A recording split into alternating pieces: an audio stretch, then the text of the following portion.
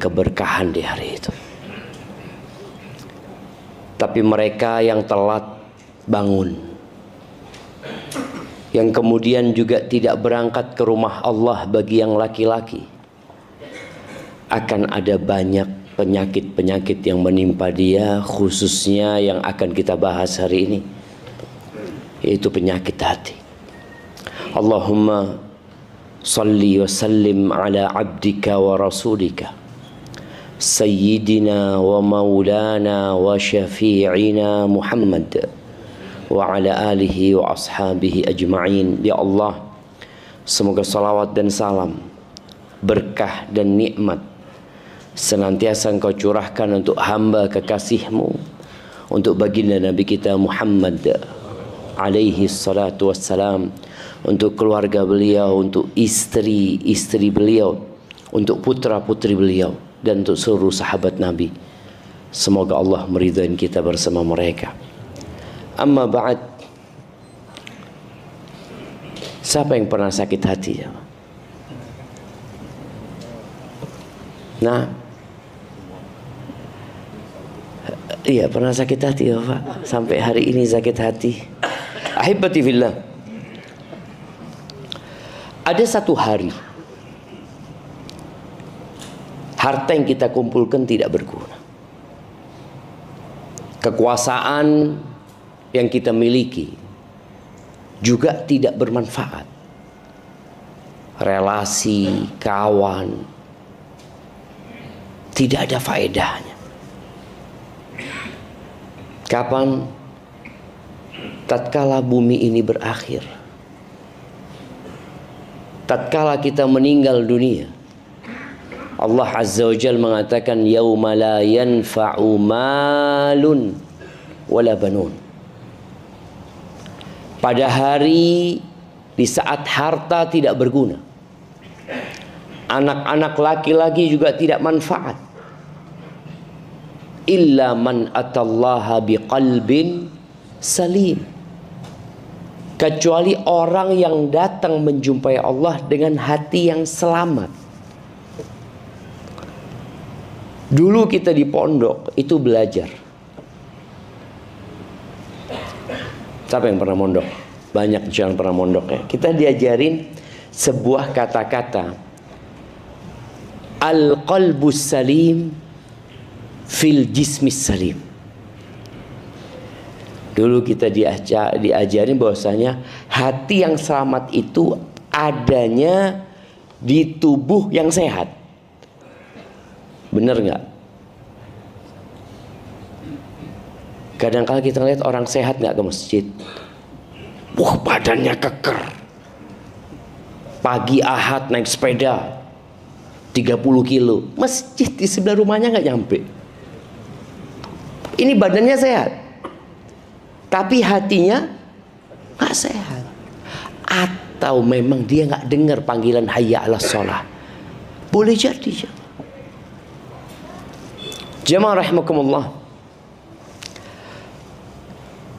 Rasul sallallahu alaihi wasallam memberikan penjelasan kepada para sahabatnya tentang fungsi hati. Hati yang kita bicarakan jantung. Kita sedang berbicara al-qalbu, yang mungkin diterjemahkan dalam bahasa Indonesia hati. Sebenarnya al-qalbu dalam bahasa Arab itu apa artinya? Jantung. Cuma mungkin orang menerjemahkan dengan hati, yang dimaksud adalah hati sanubari yang ada di jantung, bukan hati liver yang biasanya orang kena penyakit liver ya. Enggak, ini kita bicara jantung sebenarnya. Rasulullah sallallahu alaihi wasallam mengatakan dalam hadis yang diriwayatkan Imam Bukhari dan Muslim, ala wa inna fil jasadi mudghah idza salahat salahal jasadu kullu.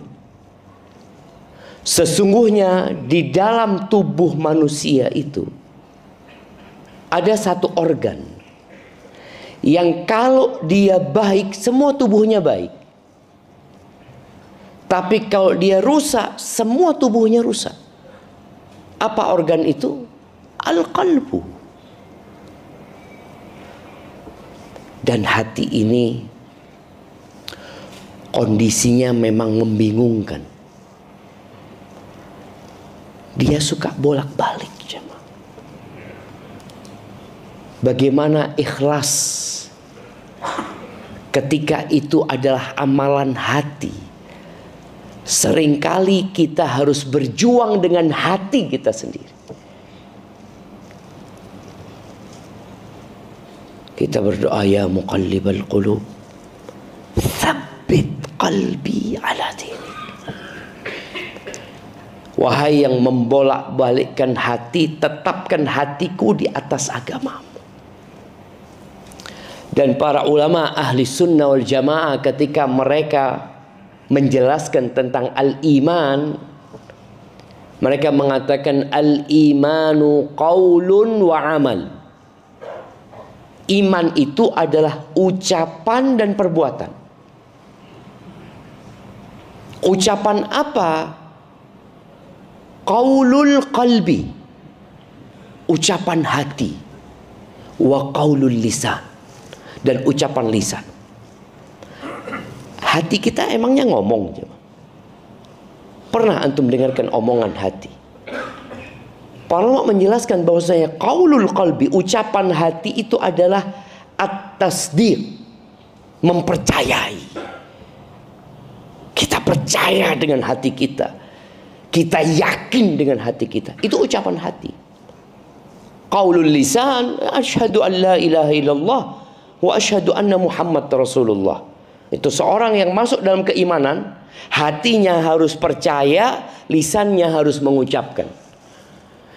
Kalau lisannya mengatakan asyhadu an la ilaha illallah wa asyhadu anna Muhammadar Rasulullah sallallahu alaihi wasallam, tapi hatinya tidak percaya, tidak ikut ucapannya lisan, apa namanya? Orang munafik. Orang munafik. Kenapa? Hatinya sakit nih. Allah Azza wa Jalla menceritakan tentang orang munafik ini, jamaah. Idza ja'akal munafiquna qalu nashhadu innaka la rasulullah wallahu ya'lamu innaka la rasuluh wallahu yashhadu innal munafiqina lakadzibun. Orang munafik itu kalau datang, dia berbaiat dengan Nabi SAW, mengatakan asyhadu annaka rasulullah. Benar, beliau Rasulullah. Tapi orang munafik bohong. Tapi kondisi orang munafik dari fisiknya jangan ditanya. Apa kata Allah Azza wa Jalla, wa idza ra'aitahum tu'jibuka ajsamuhum wa yaqulu tasma' liqaulihim. Orang munafik itu kalau engkau ngelihat, oh keren-keren jamaah. Takjub. Sahabat itu takjub dengan penampilan orang munafik. Kalau ngomong membuat orang terkesima. Padahal munafik. Dia pandai memutarbalikkan fakta. Di surat Al-Baqarah ketika Allah menyebutkan tentang sifat orang-orang beriman, sifat orang-orang munafik, sifat orang-orang kafir, ternyata Allah sebutkan sifat orang munafik lebih banyak daripada orang kafir. Kenapa? Orang kafir jelas. Jelas hadza Nasrani, hadza Yahudi, hadza Majusi, hadza Konghucu, hadza Buddha, jelas mereka. Tapi munafik ini sholat di masjid ini. Ada nggak orang munafik di sini? Afwan. Ada nggak kira-kira masjid apa namanya? Al-Furqan. Oh, Al-Furqan itu masjid pembeda gitu kan. Emangnya orang munafik kalau ngelihat Al-Furqan nggak jadi masuk? Di Masjid Nabawi mereka sholat. Di Masjid Nabawi. Yang jadi imam tadi siapa? Ustaz Rahmat. Ustaz Rahmat yang jadi imam di Masjid Al-Furqan. Di Masjid Nabawi imamnya Nabi Muhammad SAW. Sholat mereka di belakang Nabi SAW. Ngomongnya bagus, penampilannya indah, munafik. Maka tadi tatkala kita bicara hati, kalau hatinya baik, semuanya baik. Ini omongannya yang baik. omongannya yang baik, penampilannya yang indah, hatinya ternyata enggak. Maka iman dikatakan qaulun wa amal. Tadi qaulul qalbi wa qaulul lisan. Qaulul qalbi itu mempercayai, qaulul lisan tadi syahadat.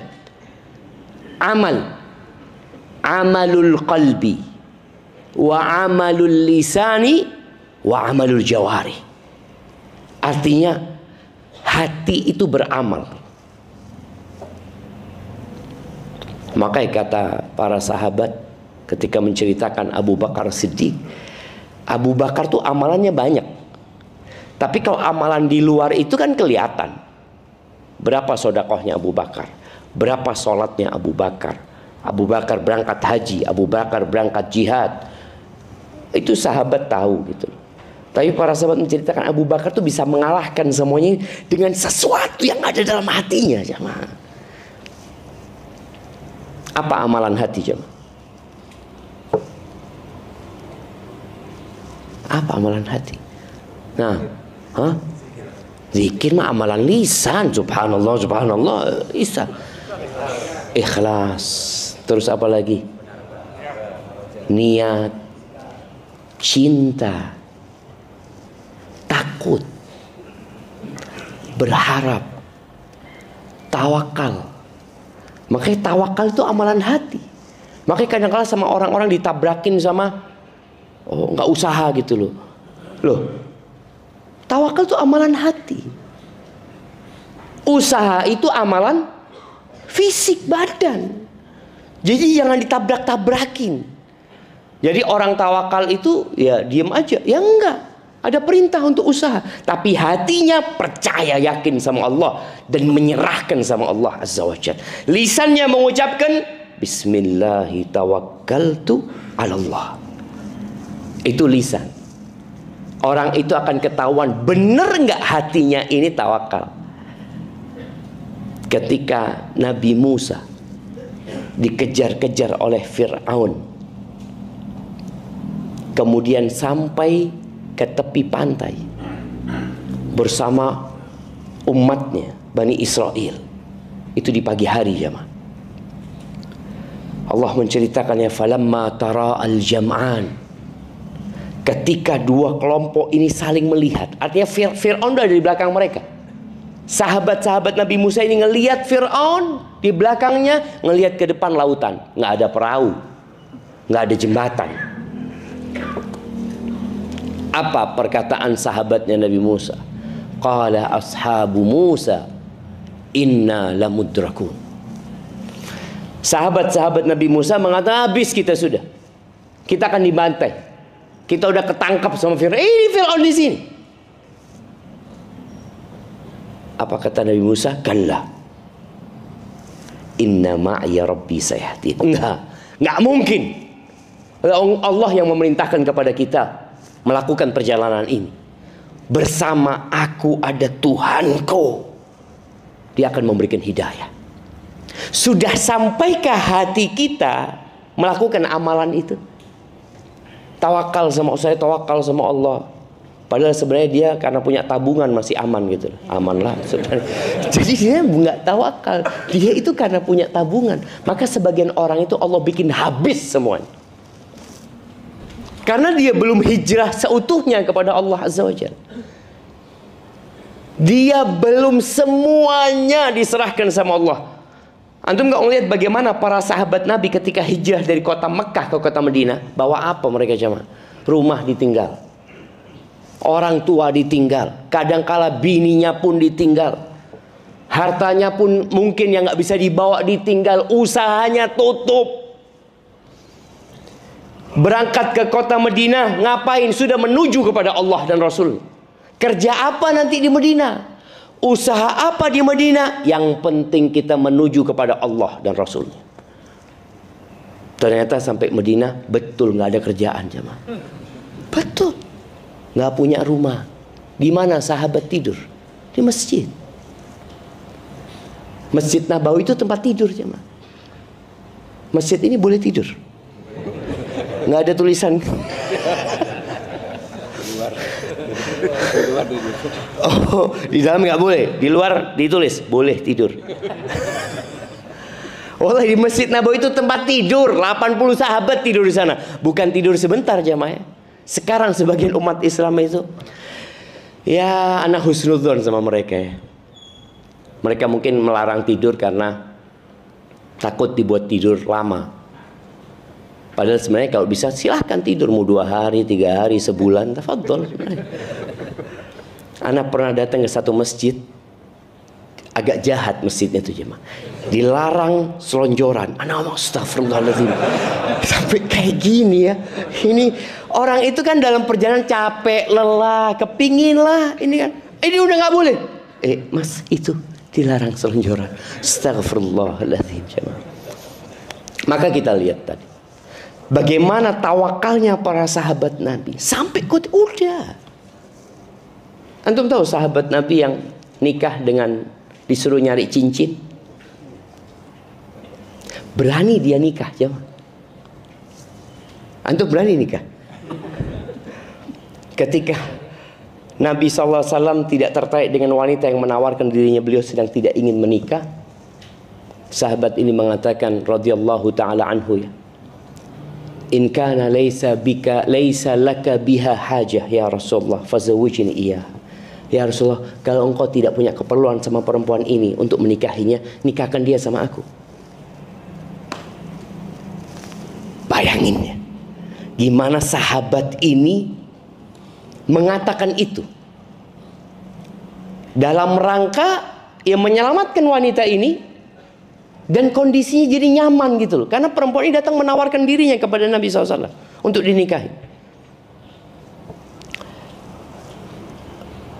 Apa kata Nabi SAW? Engkau punya apa? Kata dia. Nggak punya apa-apa. Berani nikah jamaah. Itu tawakal. Oh ya nggak gitu juga loh Ustaz. Loh, kan kita bilang tawakal itu amalan hati. Akhirnya Nabi SAW, engkau coba pulang.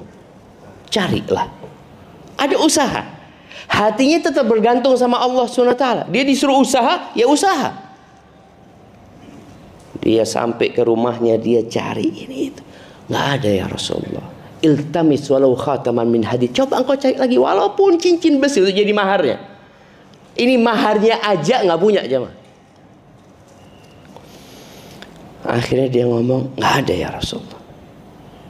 Dia masih berusaha. Gimana kalau sarungku ini ya Rasulullah? Bayangin. Ini kalau kita lihat hati orang yang beriman itu jemaah. Gimana kalau sarungku ya Rasulullah? Apa kata sahabat yang meriwayatkan hadis ini? Wallahi laisa ala atiqihi syai'. Demi Allah, di pundaknya orang ini nggak ada pakaian. Dia cuma punya sarung. Nggak ada pakaian atasnya, itu nggak ada. Apa kata Nabi SAW? Kalau engkau kasihkan mahar buat istrimu, engkau pakai apa? Tapi dia memang sudah. Dia akhirnya diam. Diam dia. Karena dia tahu sudah nggak ada. Lalu Nabi SAW bertanya, hal ma'aka syai' minal Qur'an? Engkau punya hafalan Quran? Punya ya Rasulullah. Dia sebutkan surat ini, surat ini, surat ini. Ya sudah, aku nikahkan engkau dengan dia, dengan mahar Quran yang kau miliki, untuk diajarkan kepada istrinya. Jawab. Gimana suami istri ini pulang ke rumahnya suami, nggak punya apa-apa aja. Ya apa ya ini suamiku? Sarung aja cuma bawahan, atasan nggak ada. Tapi itu perempuan juga tawakal sama Allah. Ini Nabi yang nikahkan. Sudah pulang. Rizki kalau masih punya umur, berarti masih ada rizkinya. Ingat, rizki dan umur itu jalan bersama jemaah. Rizki dan ajal ya. Makanya orang itu kalau rizkinya habis, mati, walaupun masih punya rumah, walaupun di rekeningnya dia ada banyak duitnya dia. Kenapa? Ajalnya udah habis, berarti rizkinya udah selesai. Maka seringkali kita melihat ada orang-orang sebelum yang sakit parah, subhanallah ya. Kemudian tahu-tahu dia sebelum meninggal itu sehat ya, mah. Dia minta ini, minta itu, macam-macam sama anaknya dikasih, bahagia anaknya. Ternyata habis dikasih mati. Iya, dia hendak menghabiskan rizkinya. Sudah selesai rizkinya, mati. Maka tadi kita bicara amalan hati itu terkadang, bukan terkadang, seharusnya lebih besar daripada amalan raga. Cinta kita, rasa takut kita kepada Allah, ya, tawakal kita, niat tadi. Amalan lisan apa? Zikir. Siapa yang nggak bisa berzikir? Subhanallah, subhanallah, subhanallah, subhanallah. Apalagi orang kalau zikirnya pakai tasbih. Boleh zikir pakai tasbih. Menurut pendapat yang benar atau yang lebih kuat, boleh zikir pakai tasbih. Tapi nggak usah dibawa keluar rumah lah. Antum di rumah mungkin mau zikir banyak. Enggak zikir banyak. Pakai tasbih. Anak zikirnya Ustaz, ya mungkin anak biasanya salawat kepada Nabi alaihissalam pagi hari itu 1000 kali Ustaz umpamanya. Ya udah, mungkin dia mau ngitung di rumahnya. Takut orang kalau nggak ngitung zikirnya, dia kadang-kadang merasa sudah banyak. Allahumma sholli ala Muhammad wa ala ali Muhammad. Kayaknya udah 200. 200 mana tuh? Belum ngitung. Tapi lebih utama berzikir dengan tangan kita. Nah, zikir itu amalan lisan. Jadi lisan kita beramal, walaupun kadang-kadang nggak nyambung sama hati. Kan ada orang yang zikir nggak nyambung sama hati. Antum habis sholat, apakah langsung connect sama hati antum ketika membaca subhanallah? Kadang-kadang nggak. Subhanallah, subhanallah, subhanallah, subhanallah. Baru mau 33, subhanallah, subhanallah. Baru mulai connect sama hati. Hatinya mulai merasakan kecintaan kepada Allah, pengagungan kepada Allah. Nah, itu yang akan dapat pahala lebih besar lagi nanti. Tapi orang ketika berzikir insya Allah tetap akan dapat pahala. Seperti baca Quran, itu amalan lisan. Maka berapa banyak orang baca Quran? Apa artinya? Allahu a'lam, tidak tahu anak. Tapi suruh baca, anak baca. Itu amalan lisan baca Al-Quran. Tapi ketika tadabbur Quran, itu amalan hati. Dia mulai mentadabbur Al-Quran. Dan Allah perintahkan, kitabun anzalnahu ilaika mubarakun liyadabbaru ayatihi. Agar ditadabburi ayatnya. Itu kitab diturunkan, dibaca dengan lisannya, dipandang dengan matanya, ditadabburi dengan hatinya. Tapi kemudian iman itu adalah amalan fisik kita. Jamaah rahimakumullah, kalau bicara hati, Abu Hurairah radhiyallahu taala anhu mengatakan al-qalbu malik. Hati itu raja. Wal a'dha'u junudu, raga kita semua ini adalah tentaranya raja. Fa idza tabal malik tabat junuduhu. Kalau rajanya baik, insya Allah tentara-tentaranya baik. Raja kalau minum, kira-kira tentaranya minum enggak? Ikut minum. Rajanya korupsi, kira-kira tentaranya ya ikut korupsi. Rajanya telat sholat subuh, tentaranya sholat duha. Sholat subuhnya sholat duha. Oh, rajanya telat sholat subuhnya seperti itu. Artinya Abu Hurairah menggambarkan hati ini yang mengontrol semua fisik kita.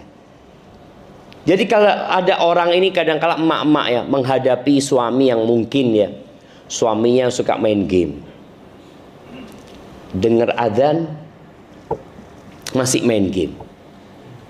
Istrinya mengatakan, "Bang, sudah azan." "Iya, emangnya aku tuli?" "Dengar aku lah."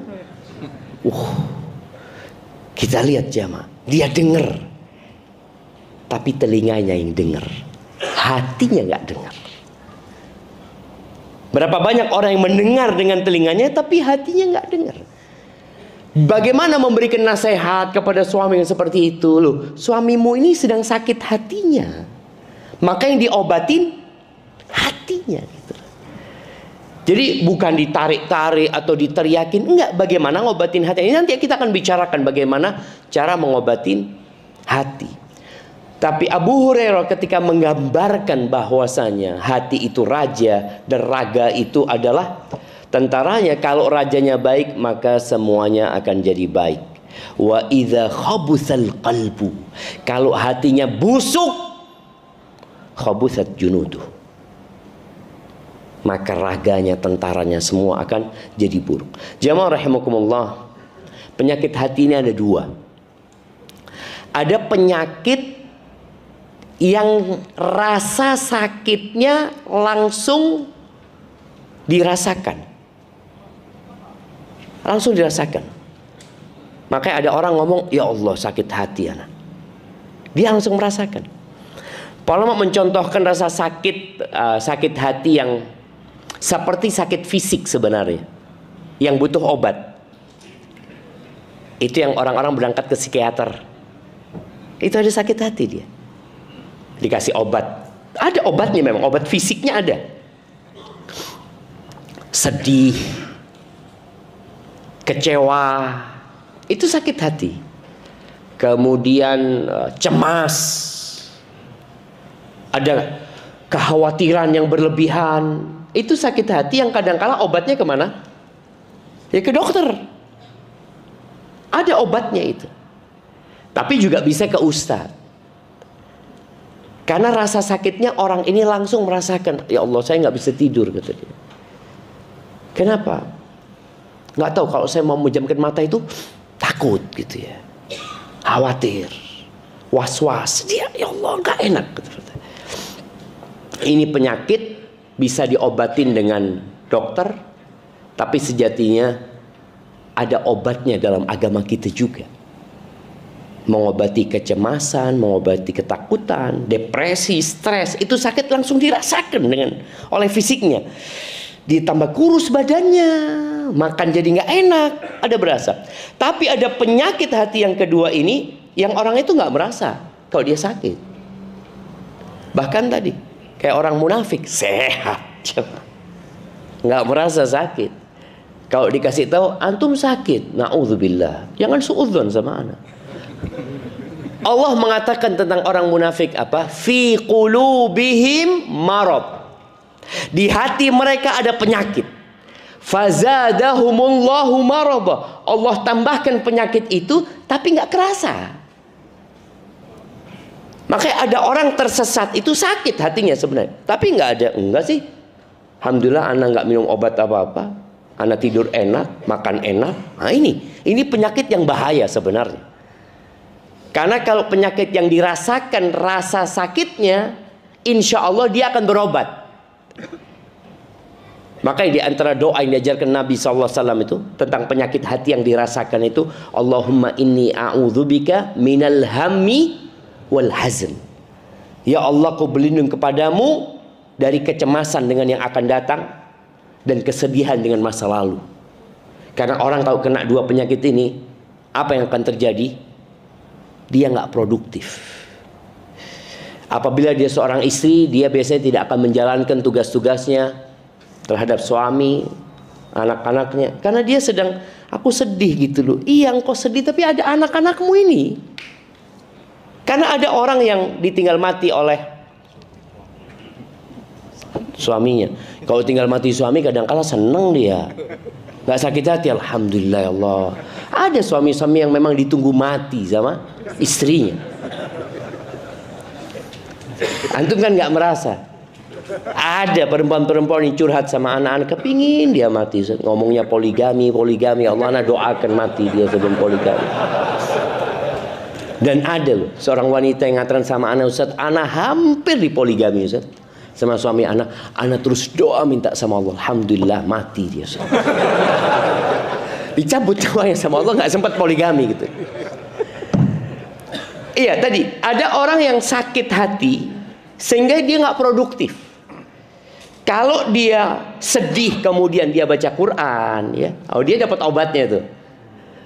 Dia cemas kemudian dia banyak berzikir, karena dengan berzikir hati akan menjadi tenang sebenarnya, dia akan merasakan kebahagiaan.